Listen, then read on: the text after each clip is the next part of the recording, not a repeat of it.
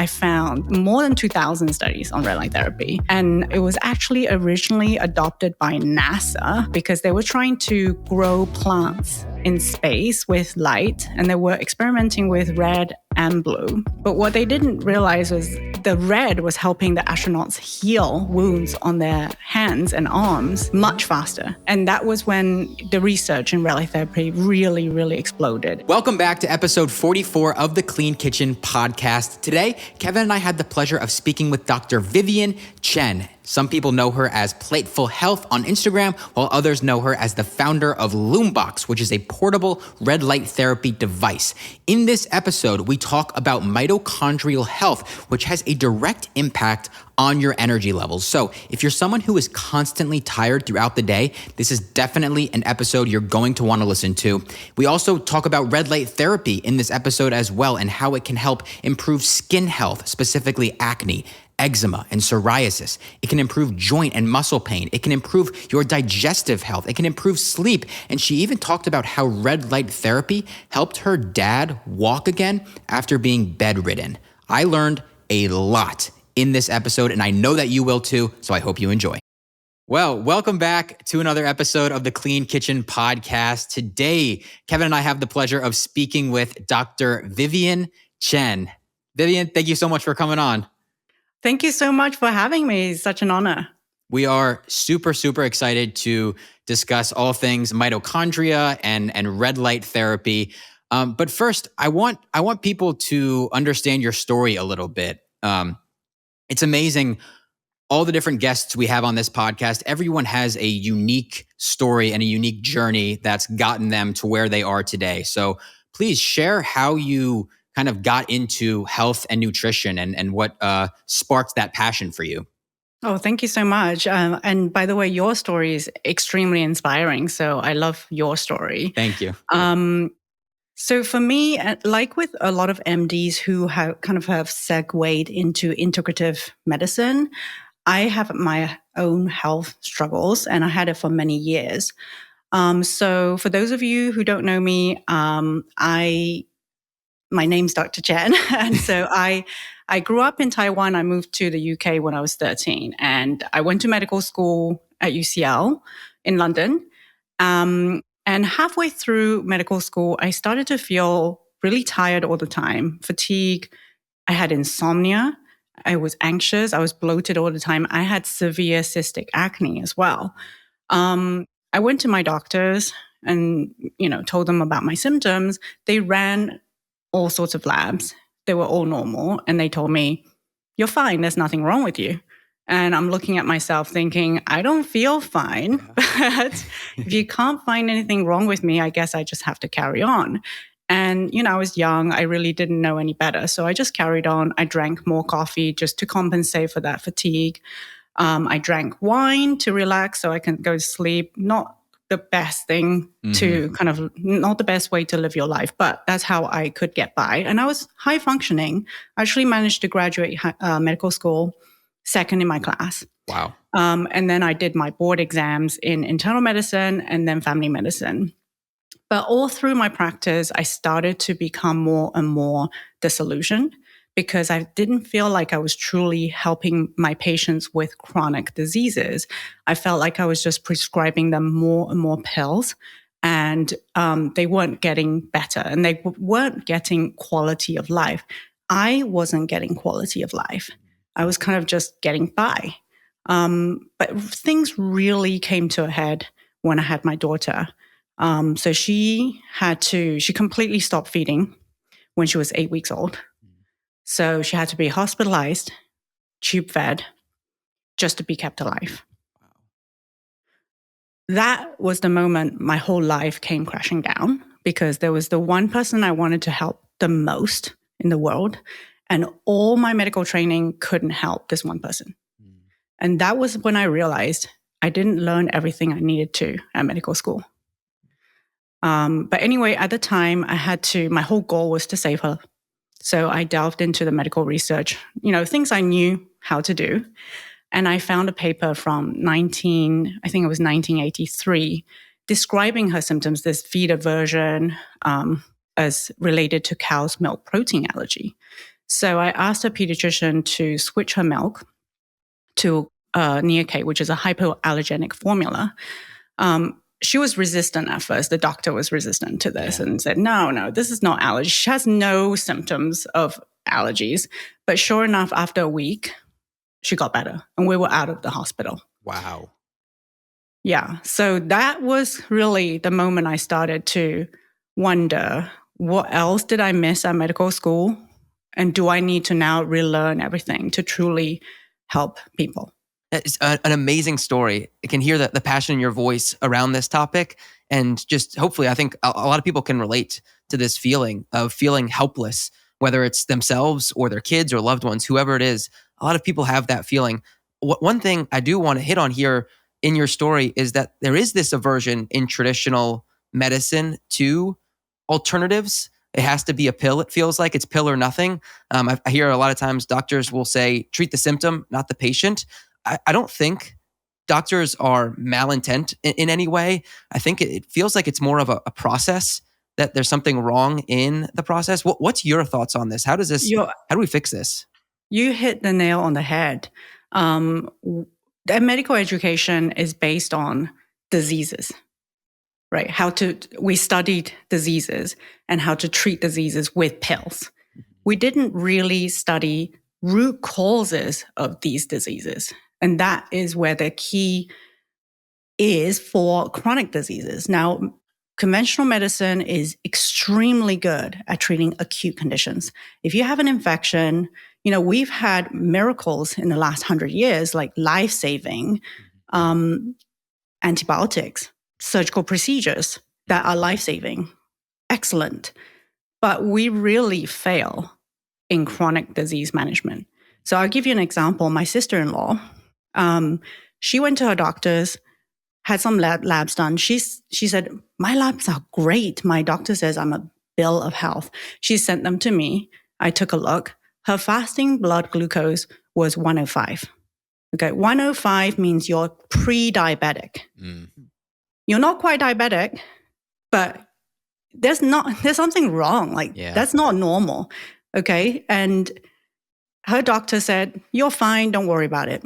We'll just keep doing these labs every year. And when you're diabetic, I'll give you a medication. Oh my goodness. So we're missing this huge opportunity to change someone's health trajectory when we think of medicine as an on-off switch. You're either you're normal in air quotes, or you have a diagnosis, right? When we flip that switch to a diagnosis or illness, then we can give you a medication. But all the way leading up to that, I'm not going to do anything. I'm just going to watch you get sick. And that's what I really have an issue with. Yeah. What is the reason for that doctors won't act before? Is it like a legal issue that people don't want to get involved? No, I think it's truly medical education. So I didn't know any of this. Like the things I talk about on my platform now, I didn't learn this at medical school. Right? I learned if someone has hypertension, high blood pressure, they do say, talk about lifestyle, but they don't really teach you what that means. It's kind of just skimmed over. You might spend 5 minutes. Tell them to exercise, tell them to eat less salt. And then when the blood pressure gets to this point, you prescribe this, and then you prescribe that. And if that doesn't work, you add another thing. There's no conversation really around like what's underlying this hypertension. What causes high blood pressure in the first place, and can we do something to reverse that so they don't need medications? And in a way. And it's really not the doctor's fault, because that's the way we're taught, and we really want, that's the way we know how to treat patients. But when you wake up to the other side and you realize, hang on a minute, there are so many things we could be doing that's outside of medication. Medication should be the last kind of, the last result. And it's a very helpful resource, but there's so many things you could be doing before that, but it's not taught at medical school. We had the founder of a company called NADS on a couple weeks ago, and he described that phenomenon that you're talking about as just opening Pandora's box, where once you open it, you can't close it. Like once you start to learn, it's just, it starts to become ingrained in who you are. Exactly. And that's why when I moved to the Bay Area in California 7 years ago, I actually decided I'm not going into conventional medicine. I didn't, because it wasn't a model, in 10 minutes, I could really delve into anyone's root causes. And I wanted more people to learn about root causes, and they can empower themselves and advocate for themselves. So that's why I started to educate online. Yeah.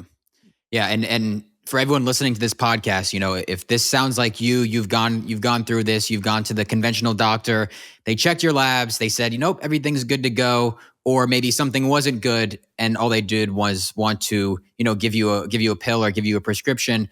I would recommend maybe looking into functional medicine or holistic medicine, which is exactly what we talked about. It's getting to the root cause of why are you having this symptom in the first place, and figuring that out and making these lifestyle and nutrition changes to set you on the right path and to, help you be the best version of yourself. So I would recommend everyone look into that. I love that. And just keep asking why. Keep asking why and keep digging. Yep, exactly. But, sometimes medications are helpful. So you do sometimes need that to bridge you over, right? Like to save your life and make you feel better while you're doing kind of the digging and the asking why. And changing your lifestyle in the background. Yes. Yeah. I heard someone say, the best doctor out there is going to be, if you do have a big medical problem or something and you do need to be put on a prescription, okay, they prescribe you this treatment or this drug, but the goal should be, okay, our goal is to get you off of this. So here are the steps that we need to do in order to get you better and to get you off of this drug ultimately. It's not something you should be on for the rest of your life. Yeah. Great. All right. So there's functional medicine, holistic medicine, but let's get into mitochondria and mitochondria health. So please explain, what is the mitochondria and what does it do for us? Yeah. I mean, if we're talking about root causes, mitochondria really is at the root of all roots, in my opinion. So if you remember back to high school biology days, mitochondria is, usually called the powerhouse of our cells. Yes. And it's where energy is produced, right? So we eat food. How does that translate to energy? Well, that's happening in our mitochondria. And for every function you perform, everything you're doing, every minute, every second of the day, you need energy to do that. So you got out of bed. The pure action of getting out of bed, the muscle contraction required, needs energy. To think and plan your day ahead and remember what you're supposed to do, you need energy. So every little action you do needs energy.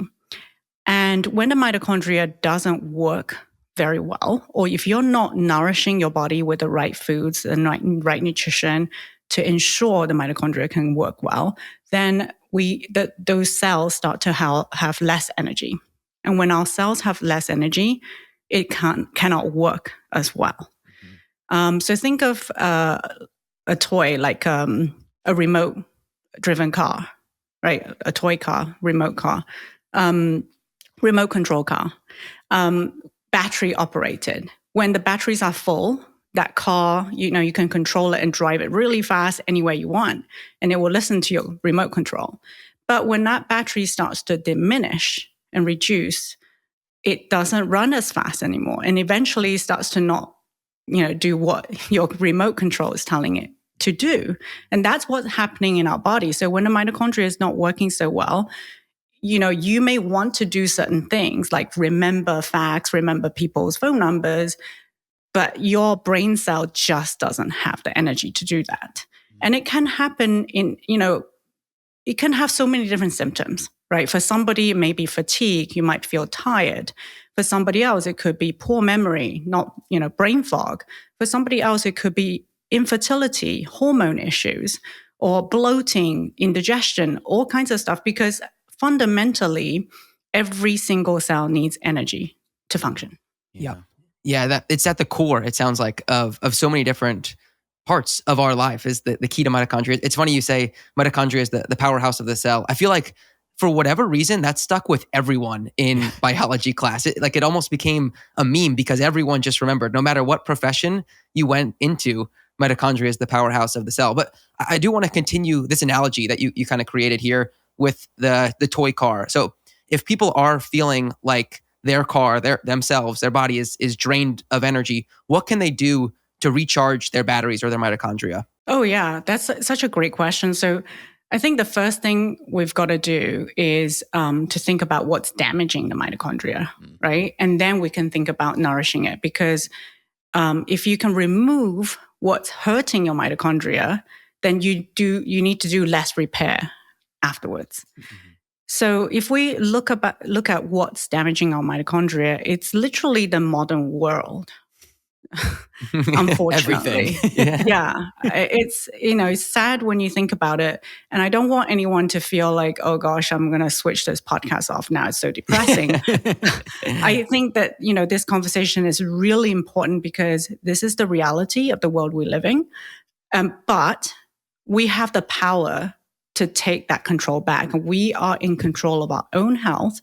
And so by being aware of what's around us and knowing what to do about it, we can actually, improve our chances and improve our health. So that's really important first of all, before we go into the kind of the doom and gloom of it all. But, it's the first is diet, right? Kyle, you do so much work in this area, and what you talk about, the ingredients to avoid, those are ingredients that hurt our mitochondria, right? Too much refined sugar. What is that doing?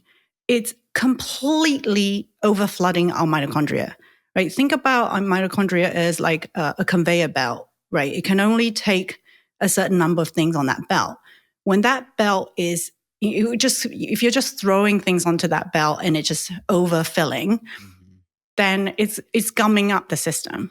And that's what refined sugar does, gumming up your mitochondria. And what's happening is that excess sugar is being stored into fat in our cells. And what that's doing is it's giving us insulin resistance, right? So that it's a vicious cycle almost. It's kind of like the cell trying to say, hey, stop giving me so much sugar. I'm going to block all this sugar from coming into my cell. But what's happening then is that sugar is being diverted elsewhere and stored as fat, body fat. So that's number one, diet. So we're talking refined sugar, we're talking about inflammatory oils, because the membrane of your mitochondria, where the kind of electron transport chain is occurring, so that's where energy ATP is generated, that's made up of fat.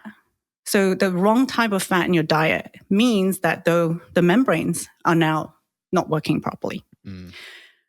And then, of course, things like contaminants in our food, right? Pesticides, which we know directly damage our mitochondria. Yeah, I mean, you walk into a grocery store and 90% of the food in there, at least in the aisles, is made of these ingredients that Vivian just mentioned. They have the refined sugar, high fructose corn syrup, the vegetable oils, the soybean, canola, safflower, sunflower oil, all of these things I talk about all the time. And yeah, they're damaging our cells. They're damaging our mitochondria. So for people that, don't follow me on Instagram or you don't know better swaps, what are some quickly better, better sugar alternatives to look for, or better oils that you do want to look for on the back of these packages? Well, I think the first thing to say is just try to reduce processed food in the first place, right? So shop the perimetry of the store, try to go for whole foods. That's going to be always the best bet. But I know, of course, real life means that we do eat packaged food. I do as well. So I actually personally, I just look for natural, like normal sugar, like, lower glycemic sugar, like coconut sugar. I prefer that because I just don't know where the data stands in terms of some of these artificial sweeteners, or even, things like stevia, erythritol in terms of our gut microbiome. I think in small amounts it's fine, but, daily, multiple times a day, I don't know where we stand on that. And I think, time will tell. So I actually say look for coconut sugar or fruit, kind of, dates, natural stuff. And that tells a true story of the amount of sweetness you're actually consuming, right? Because if that figure is saying 20 grams in this pack, you're consuming a lot of sugar. Whereas the food companies really try to hide the amount of sweetness with all these artificial stuff. And then you read the label and it says added sugar 2 grams, but it tastes so intensely sweet. Right? And then your brain reward system is like, whoa, I love this thing. So you end up eating more and you're consuming more excess calories that way, in which, excess calorie also damages our mitochondria. Yeah. Also, remember to look at the serving size on a lot of these packages too, because sometimes the serving size is so small. It may be 5 or 6 grams of added sugar, which, okay, isn't the end of the world. But then you look at the serving size and it's like 2 cookies, and most people are eating 10 cookies. So Exactly. That's so important. Yeah. So the refined sugar, the vegetable oils are the 2 main things we should kind of cut out of our diet that's, problematic for ourselves and our mitochondria. What are some things that improve foods or lifestyle habits that improve our mitochondria? Oh, so many things. But if we just focus on food for now, since we're talking food. Yeah, let's do that. Berries. Berries is top of my list because berries and pomegranate, when it reaches your gut, it's broken down by the gut microbiome to produce something called urolithin A.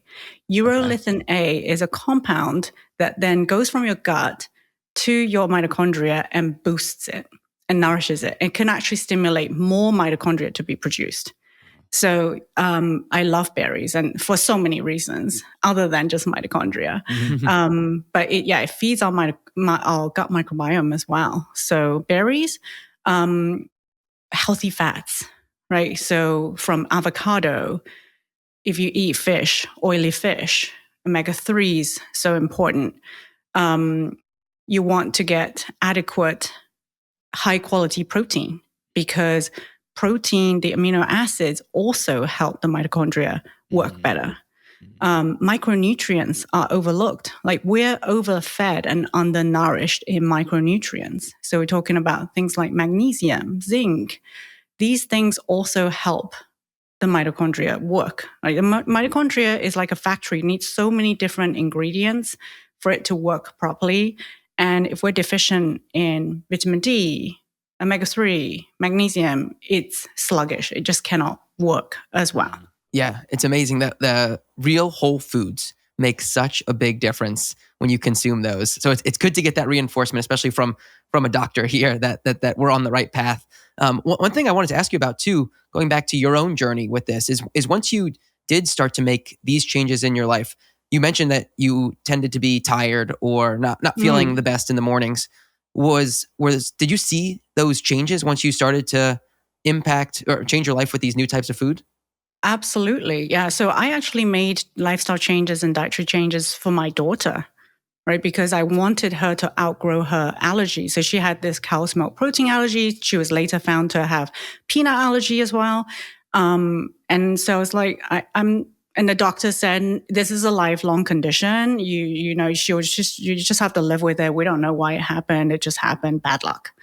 And I thought, no, I dug out so many papers that showed that what's in our environment can actually sway our immune system towards a more allergic kind of approach to the environment, right? So I thought, okay, what can I do to switch her immune system back? Now, I'm not saying everyone can do this. So, I do think, if you have allergies, definitely follow your doctor's advice, because sometimes it's anaphylactic and life-threatening. She didn't have, apart from peanut, she didn't have a life-threatening allergy. But she outgrew her allergies. But during that process, I started to feel better. So I say she is my silver lining, because it was such a painful process for me to go through all that with her and being hospitalized. It was probably one of the most painful moments of my life, but it turned out to be my savior in the end. Yeah, I can't imagine that. It's amazing that you do have that positive outlook on something that was, I'm sure, extremely difficult to go through, and obviously it's brought you here today. And And maybe I'll use this as a bit of a transition to go into Lumebox, which is the company that you founded, which is a red light therapy device. First, let's start with the basics of red light therapy. What is it, and why should people know about it? Oh, thank you so much. So red light therapy is something that charges your mitochondria, basically, in essence, in one sentence. But when you first come across red light therapy, you're going to think that it's snake oil because, the studies will say it can help with your skin, with collagen production. It can help with acne. It can help with hair growth. It can help with muscle hypertrophy, workouts. It can help with wound healing, pain, inflammation. Like, how can one thing do that many things, right? And the answer is it comes back to the mitochondria. Because as we talked about earlier, if your mitochondria is optimal and producing enough energy for all these cells everywhere in the body to be working, then wherever you're kind of not functioning as optimally, that gets modulated and upgraded in a way. So that's how I think about red light therapy. But light is actually a nutrient people don't think about for our bodies, right? Light is it's information for our physiology and our biology to kind of turn on certain processes, switch off certain processes. So first thing in the morning, daylight tells our brain and our body to switch off melatonin production and ramp up cortisol. So for those of you who are addicted to coffee and can't wake up without coffee, try going outdoors. Like when you wake up, don't have your coffee, go outside and get sunlight. You might find that you just get that energy boost without caffeine, right? Because you're ramping up your cortisol, which makes you feel awake and gives you energy naturally. That's natural energy. And then too much of light in the evening is actually harmful for our health. Light is so important, I think, and I feel like it's under-talked about because there was this study that was fascinating in 2019 that looked at, I think, something like 40,000 women and looked at when they slept, did they sleep in total darkness, or did they sleep with a light on in the room, or did they sleep with the TV on in the room? And what happened to them? And over 5 years, they found that those who slept with the light on in their room or the TV on were 17% more likely to gain 11 pounds over that 5 years. So light can actually contribute to insulin resistance, blood sugar dysregulation, heart disease. That's been shown in a study as well. It's that powerful, right? Specifically the light, like blue light from our devices and our screens and TVs, things like that, right? Exactly. So blue light exposure in the evening can push back your melatonin. And melatonin is kind of an antioxidant for our mitochondria, right? Melatonin comes in at night. One of the functions is to help us sleep, but the other huge function is to help the mitochondria recover from the kind of the stresses it accumulated during the day. So if you're not sleeping, your mitochondria is carrying around that extra stress with it day in, day out, and that can build up. Interesting. You hear melatonin, you always think sleep. I didn't know that it also was involved with mitochondria in our cells and helping with that. Yeah.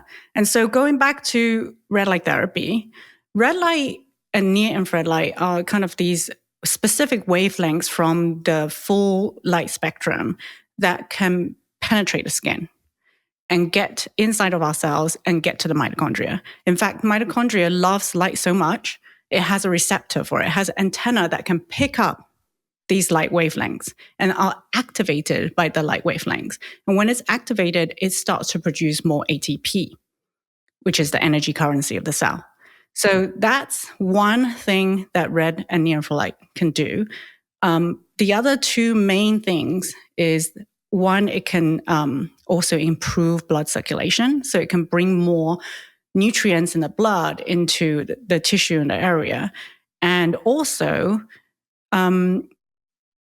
exercise. If you think about how exercise brings about benefit, it's actually inducing a little bit of stress on your body, right? It's a healthy stressor.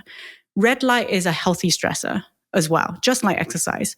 So a little bit of exposure of red light can actually stimulate the production of antioxidants in your body, and that can help to lower inflammation.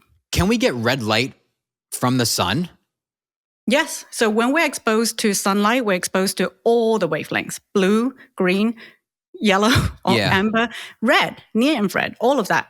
But the problem is we're also exposed to UV, which is damaging for the skin, right? It causes DNA damage. We know that. And it causes skin aging as well.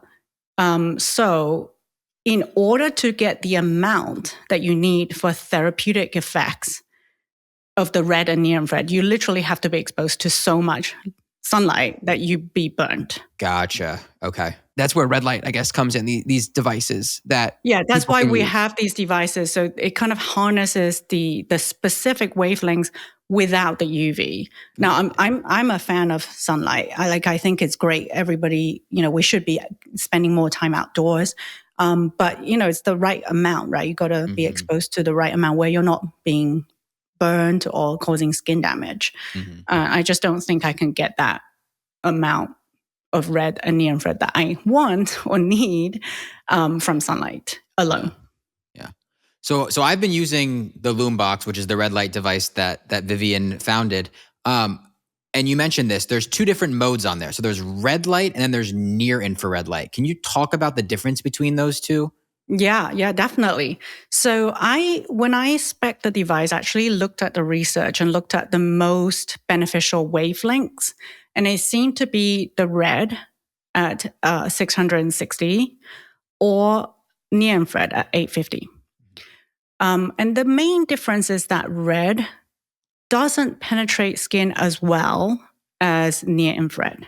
So red, think about it.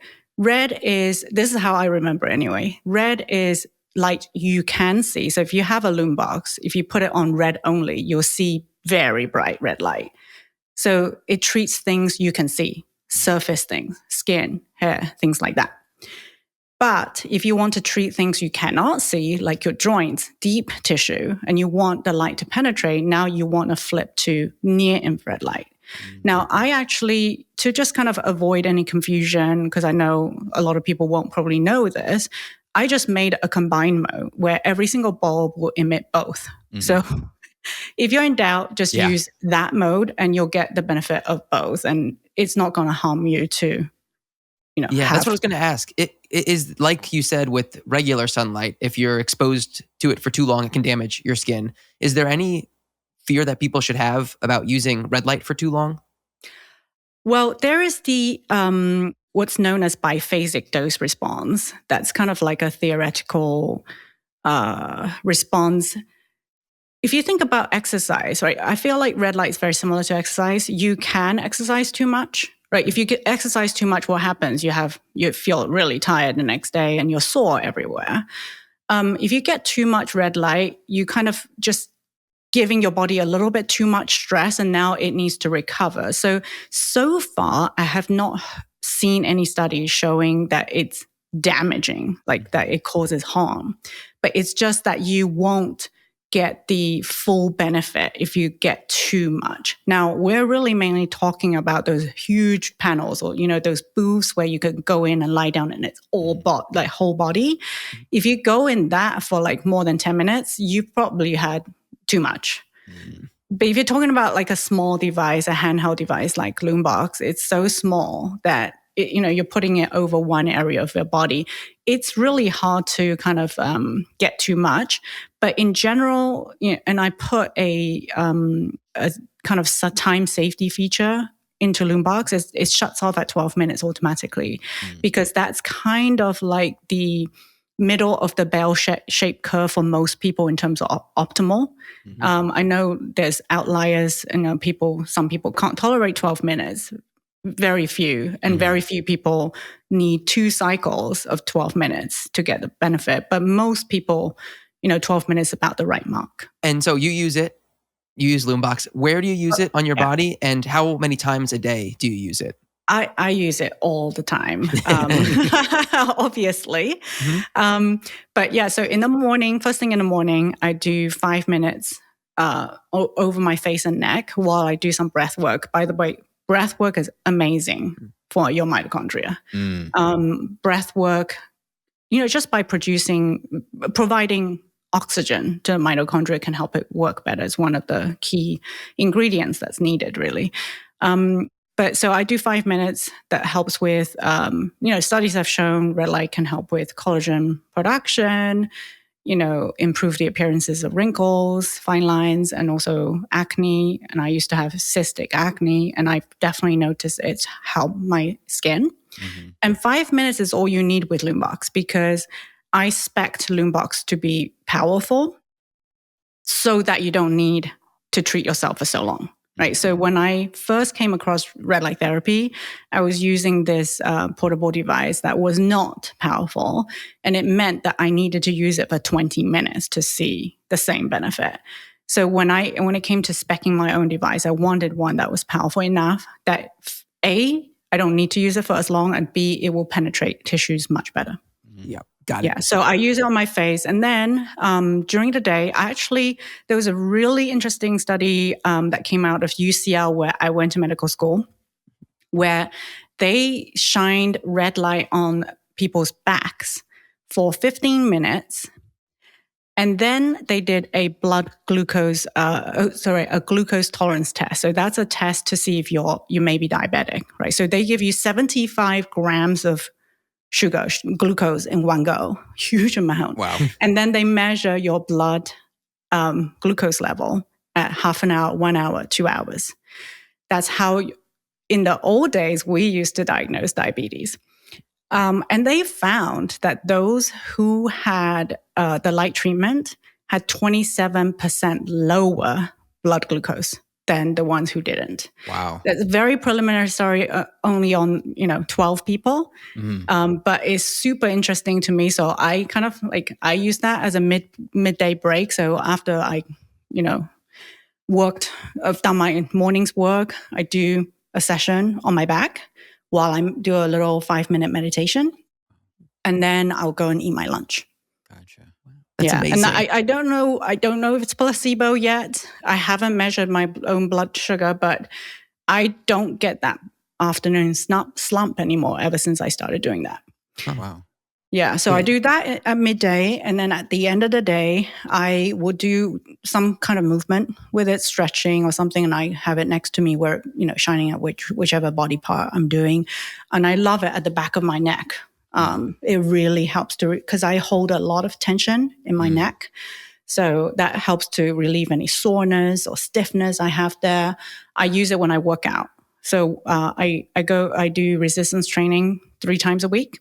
And that really helps me because I don't get as sore. I can lift heavier with more reps. And then at the end of the day, I will use it to relax me so I can sleep. It really is one of the most versatile tools that I've heard of how many benefits it has. One thing I did want you to talk about, though, one of my favorite parts of the Lumebox story is your initial experience with red light. I think it was with your grandpa. He had a soreness or an injury that he wasn't able to recover from. Would you mind telling that story for everyone? Yeah, of course. Yeah. So that's actually my dad. Your dad. So he still lives in the UK, and he developed this condition called piriformis syndrome. It's a muscular condition. He was misdiagnosed by his GP, so his physician there, as having sciatica, and was put on lots of different medications, didn't improve, and he was bedbound. And after about 4 weeks, I said, okay, enough is enough. I need to intervene now. So I flew back. And at the time, I had that device I was talking about earlier, the weaker device. But I had read a lot of studies around how it can be used for pain and inflammation. And he was being prescribed opioids for his pain, which was causing him constipation, and he needed laxatives and all kinds of stuff. So I said, okay, let me take it back and see if it will work. This was 4 years ago.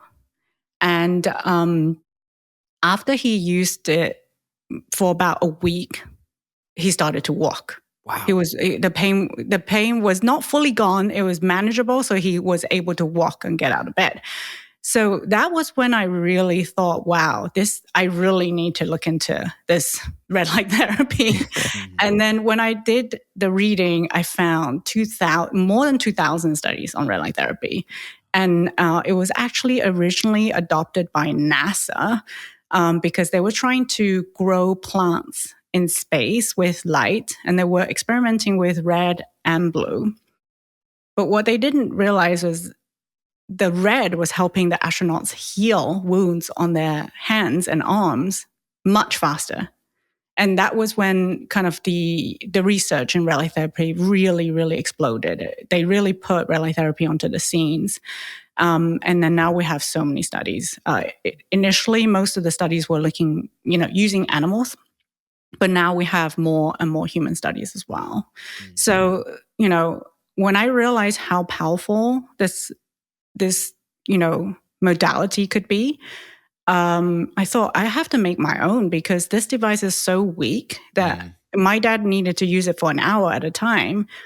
Nobody has time for that. Like, he had time because he was bedbound and he had no choice. But, if you could minimize the time needed, from busy people like you and I, we have 5-10 minutes at a time, then we can tap into that a lot easier. Yeah. I've been using it so much since I got mine. I use it on my face. I use it after I play pickleball or tennis. I'll put it on my knees, or my forearm tends to get so sore after I play. So I notice when I at night, I'll shine it on that, and then the next day I'll be good to go. Same thing with my shoulder too. Yeah, and use it preventatively, I think, because tennis elbow is, I think, as the rate of tennis elbow has spiked since pickleball became popular. Yes, it's a sport that can carry some risk. I know it's really fun though. Like both my kids are tennis players, and they use Lumebox on their arms after, because it's a lot of repetitive action, right? Yes. And there's actually a study that looked at red light therapy and tennis elbow. Oh, really? Specifically? Wow. Yes. Yeah. Well, there you go. I wanted to touch on this too, because you mentioned you had the old device and it wasn't that powerful. What are the most common mistakes that you see people make when, one, I guess, buying these red light devices, but also, using them? Yeah. I think number one is not using it consistently, right? So you think a lot of people think it's overnight wonder. It's not. It needs consistency, especially something like skin, where you may not see a benefit for 6 to 8 weeks, because you're targeting the basal cells that come to the surface after 4 to 6 weeks. So you're not actually going to see the cell that it's benefiting until 4 to 6 weeks later. And things like hair, it's a 3-month minimum to see a benefit. Wow. You may notice an improvement in pain, tenderness sooner than that, because that's not a visible thing, right? That's, if your inflammation goes down, your pain level usually goes down. But that's usually temporary, like you need to keep doing it as well. So it's not like, oh, I used it once and my pain has never come back. Yeah. That's not how it works. And then number two is, there are so many devices on the market that are not registered with FDA. They pitch themselves as a lighting device, like a lamp, which for me is just mind-blowing. It's a medical device, like you should be registered with the FDA. And the benefit of that is that the FDA monitors your marketing. So I'm not allowed to make claims, that's outrageous, right? Whereas you see some people making outrageous claims on the internet about red light therapy. We're restricted in that. And the other thing is, they have a program called MedWatch. So if one of our customers says, your device did this to me, it comes to me and I have to do a standardized evaluation protocol that's set by the FDA. We work with an FDA lawyer to put that together. And then we have to decide, do we report it to the FDA or not? And then they monitor all of this. So it's just like medications, pharmaceuticals that, adverse events are reported, black box warning and all of that, medical devices should be too, because yes, red light therapy has been around for 50, 60 years. So it's not totally new. But as a doctor, I would feel more comfortable if we collected the data. Like, if there's so many people, like, hundreds of thousands of people reporting one thing that they noticed, then we need to take notice and pay attention. Mm-hmm. So that's the second thing. And the third thing is looking at the power of the device, because so many devices are underpowered. And if you have an underpowered device, you are not going to see a benefit unless you use it for an hour, right? Like what my dad did. And so I feel like that's where a lot of people say, no, I tried this thing and it didn't work for me. So they didn't pick the right device. So there's so many different types of devices, right? There's the masks. Yeah. There's boxes. There's big panels. There's helmets. How do you make a decision on what to buy? Well, I guess depends on what you're looking for. Like, do you only want to treat your skin? If that's the only thing you want to do, sure, you can go for a mask. But those devices, they run around $350, $400, upwards of that. And all you're going to use it for is your face, because it's not going to work for your joints. It's too weak. It's not going to work for your hair. It's too weak. It's very weak. Because the skin on your face doesn't need a lot of power. So it's deliberately weak. Gotcha. If you want a device that works for your joints, you need something that's powerful. Mm-hmm. So that's why I created Lumebox. It's portable, so you can use it anywhere, anytime. So, for most busy people, we're not going to pull 10 minutes out of our day to stand next to a wall with a mounted unit, completely naked to get red light therapy, right? We're going to have this device next to us while we're doing something else. Yeah. And that's how I use it. So you can use it while you're watching TV. And I give everybody a guide to teach them how to adjust the distance and the time so that you get the dose that you need. So I say, for your face, you have it at, 5-6 inches away, and all you need is 5 minutes. Mm-hmm. You don't need any more than that. But if you're going to do your joints, then you have it closer to you, so it penetrates deeper, and you need longer. And so this is kind of the one device that you can adopt and change the timing to make it work for everything. Mm-hmm. So this is what I call the Swiss Army knife, that, you can use it for everything. Gotcha. Yeah, I did want to ask you about that too. And you just briefly mentioned it, but basically a different protocol, I guess, if you will, for depending on what you're treating. So basically what I'm hearing you saying is, if it's on your skin, whether your face or anywhere on your body, if you're just treating your skin, then 5 minutes is enough. If your intention is to support collagen and reduce the appearances of wrinkles and fine lines. Gotcha. But if your intention is, let's say, to heal a scrape or cut, then that's different. Okay. Yeah. So you probably want to run the full cycle. Full 12 minutes. Yes. Gotcha. Yeah. And then same thing for joint pain. I know it can also help with thyroid health as well, right? People will shine it on their thyroid. Yeah. So I, obviously we can't make that claim about Lumebox. Oh, gotcha. I haven't done a clinical study myself, but there are studies out there that use red light therapy and has shown dramatic reduction in Hashimoto's antibodies and improvement in thyroid function where people can come off medications. We actually had customers write to us and tell us that anecdotally to quite a few. So I'm collecting those anecdotes and hoping one day that I can publish a case series or something like that. Because, the FDA says that in order to make a claim, you have to have done the clinical study for that particular claim. So using Lumebox for Hashimoto's, and then you can make one claim about that. And if you want to make a claim about something else, then you have to do another clinical trial for that. So can you even, like, if someone says, they were using Lumebox and, their thyroid health improved, can they even leave a review or something saying that? Or you can't even have that anywhere out there? Yeah, it's not supposed to. Wow, interesting. Put it even, that's why we're so restricted because we are registered with the FDA. Whereas if you see somebody putting that and say, we can treat your thyroid and reverse your thyroid, they're probably not registered with the FDA. Yeah. Gotcha. Interesting. I recently asked my followers what one of their, if there was one symptom, that they could improve that they're struggling with the most right now, what would it be? And a majority of the people said that they had low energy, they were always tired, they were always feeling fatigue. Is there any research for red light therapy that shows that it can improve those sorts of things? Well, just working on your mitochondria is key for fatigue. I mean, it's an energy problem, right? Fatigue, I mean, there's so many different root causes. So definitely, I mean, I had that. So I have a special interest in that area. I did a lot of research around that. There are certain medical conditions that can cause fatigue. So thyroid condition, Hashimoto's, hypothyroidism, anemia, iron deficiency.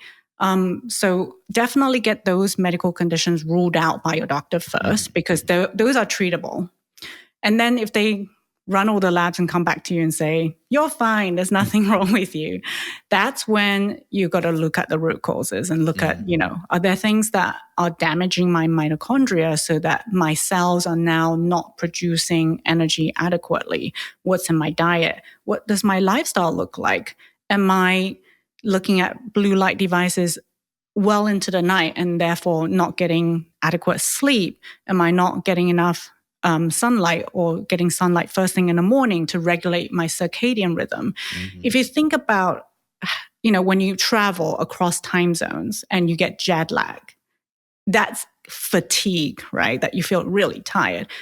And that's just caused by light, right? Like a misalignment of light. Right. And so it's the circadian rhythm, our body clock really can make us feel like we're drunk or hungover. and jet lag. And most people are living in that state of jet lag because their circadian rhythm is so thrown by modern day lighting. And so, red light therapy can come in and kind of help with some of that, but you've also got to address the root causes as well. Yeah. I've never thought about that, the jet lag, that it is just around your exposure to light. But I mean, when you say it, it does make perfect sense that really you're going through this period of different time zones and your circadian rhythm is completely thrown off. One other question too I had about red light therapy, a lot of Kyle's followers mentioned too that they have digestive issues. And I know we can both relate to that. Are there any studies out there that show that shining red light therapy on your gut could help improve your gut microbiome?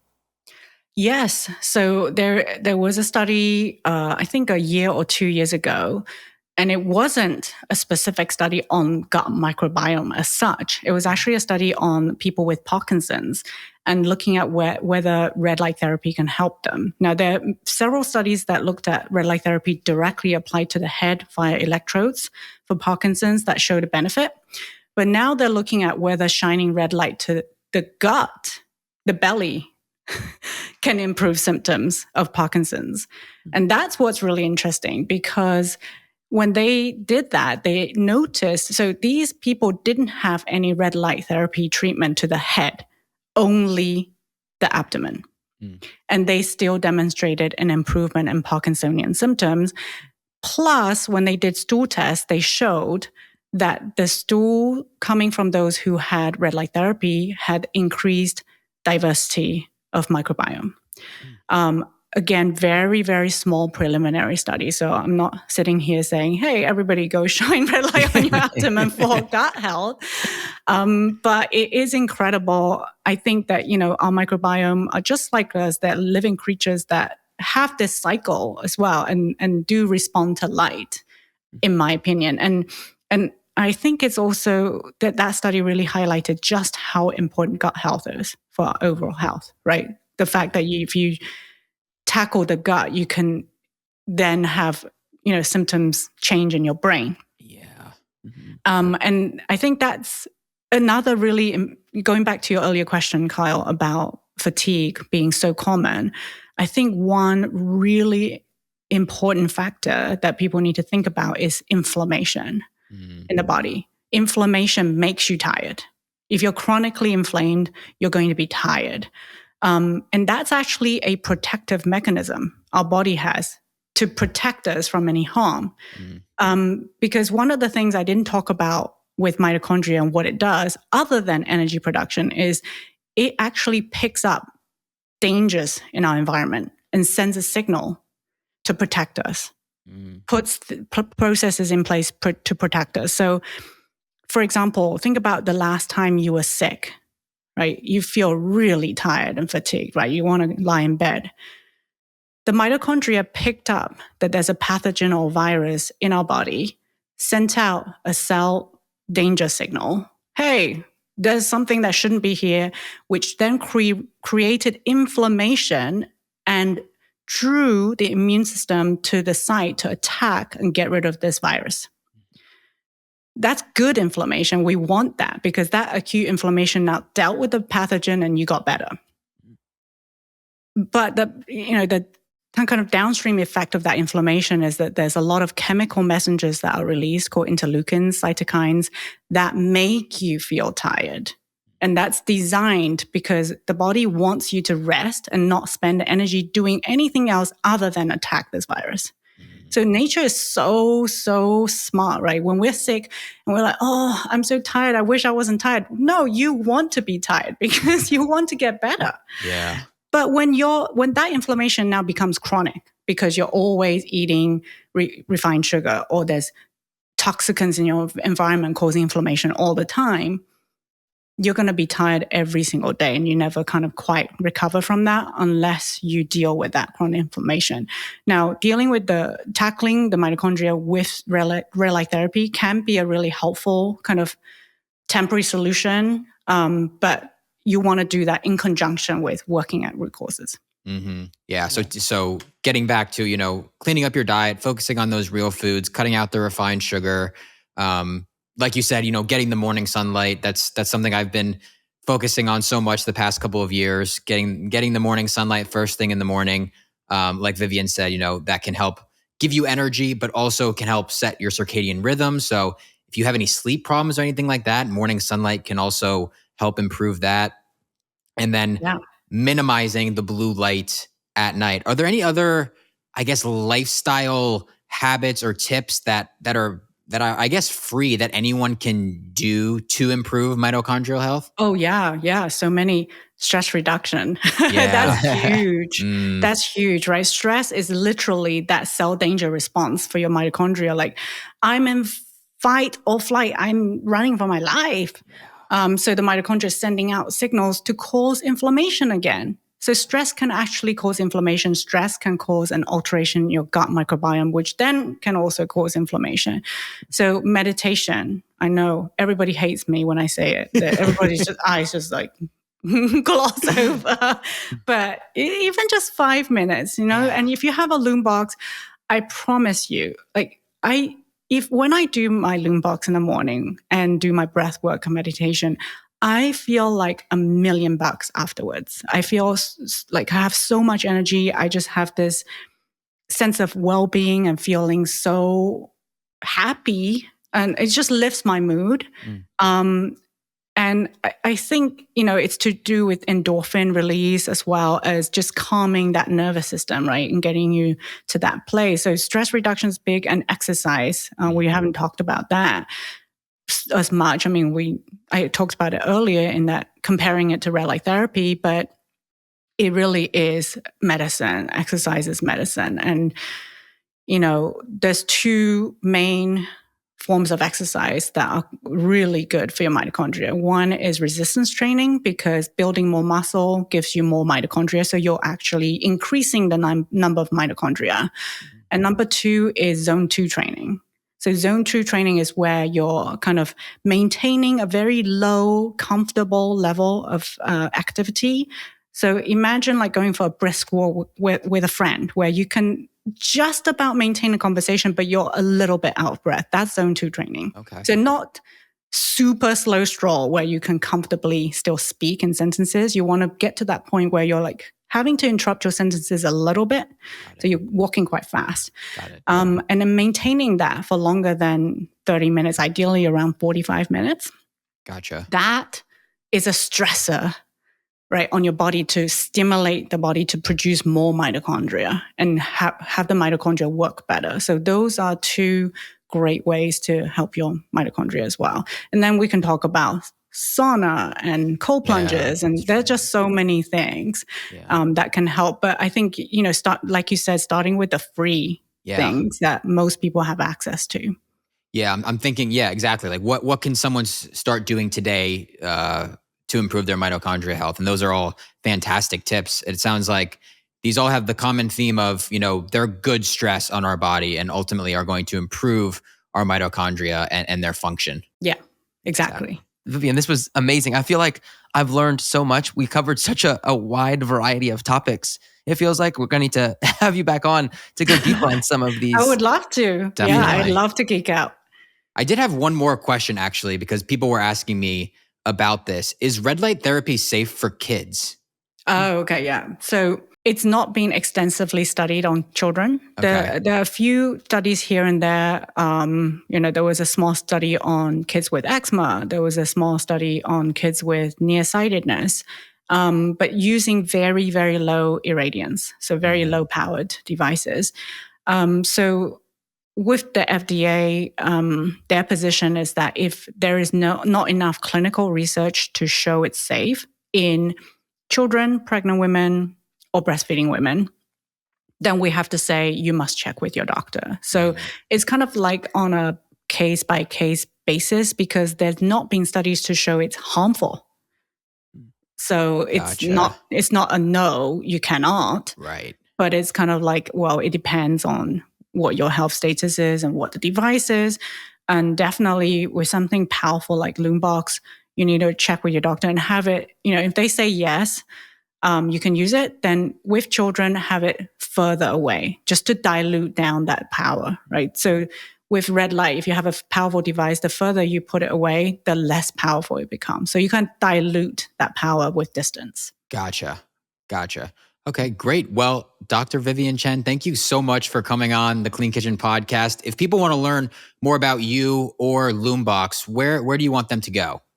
Thank you so much. So my Instagram handle is at plateful.health. So plateful.health. We also have a Instagram account for Loombox, and that's at Loombox Pro. So LUMEBOXPRO. We share really helpful tips on how to use red light therapy there. So follow us along over there. And, over on my account, I talk about nutrition, root causes of chronic health issues, environmental toxins, all of the good stuff. Yeah, definitely check out her Instagram. I love all of the content she posts. And I love the Loombox YouTube channel as well. When I first got mine, I watched like all the videos on there just to learn more about it and the benefits of everything. So that's so good to know. Thank you. That's very new. So you found us at the right time. Yeah, they were very helpful. Just like the short videos of, if you're trying to help this is how you should use it. So super, super helpful. And we are offering listeners of this podcast an extra $20 off the Loombox. I already have a discount code that gets you a lot of money off, but like I said, for the next 2 weeks, an extra $20 off Loombox. I will leave the link in the description of this podcast episode, but it is www.theloombox.com/Kyle. But I think that's going to be it. Usually Kyle gets $260 off, but for the next 2 weeks, you can get $280 off. So definitely make use of that because that's an exclusive link just for Kyle. There you go. $280 off. That's a huge discount. That's a lot of money. Yeah. Wow. That's amazing. Awesome. Well, thank you so much for coming on. Thank you so much.